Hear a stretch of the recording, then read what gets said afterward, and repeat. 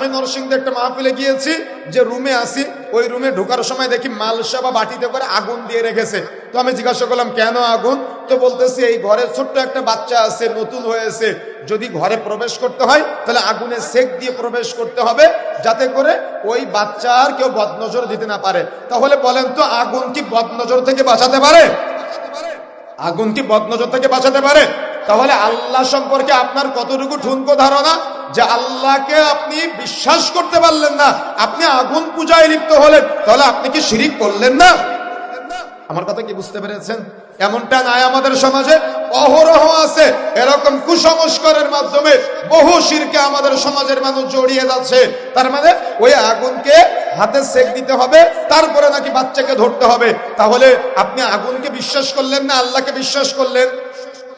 আমার কথা কি বুঝতে পেরেছেন? তাহলে এই জন্য মনে রাখার চেষ্টা করবেন, এমন বহুভাবে মানুষ আল্লাহর উলুহিয়াত, আল্লাহর রুবুবিয়াতকে অস্বীকার করে থাকে, আল্লাহকে একক ইবাদতের হকদার মনে তারা করে না। অথচ সূরা ফাতিহার মধ্যে আমরা বললাম ইয়াকা না'বুদু ওয়া ইয়াকা নাস্তাঈন। ইয়াকা শব্দের অর্থ হলো একমাত্র, কেবলমাত্র, শুধুমাত্র। না'বুদু আল্লাহ তোমারই ইবাদত করি, ওয়া এবং ইয়াকা একমাত্র, কেবলমাত্র, শুধুমাত্র, নাস্তাঈন আল্লাহ তোমার কাছেই সাহায্য প্রার্থনা করি। তো মসজিদে যে আল্লাহ আপনাকে রক্ষা করতে পারে, আপনার রিজিক দাতা, ইবাদতের হকদার বললেন, ওই আল্লাহ আপনার সন্তানকে বদনজর থেকে বাঁচাতে পারে না?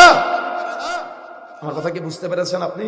এই জন্য প্রিয় বন্ধুরা আমার, এরকম বহু শিরিক করার মাধ্যমে, কুসংস্কারের মাধ্যমে আজকে আমাদের মুসলিম সমাজ তারা আজকে ইসলামের চূড়ান্ত শিক্ষা থেকে বহু দূরে সরে যাচ্ছে।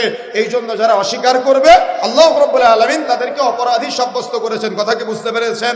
সুতরাং আল্লাহর উলুহিয়াত, রুবুবিয়াত, আসমা ও সিফাতকে এবং মৃত্যু পরবর্তী জীবন, বারজাকের জীবনকে, জান্নাত জাহান্নাম অস্বীকার করা যাবে না। কথা কি বুঝতে পেরেছেন?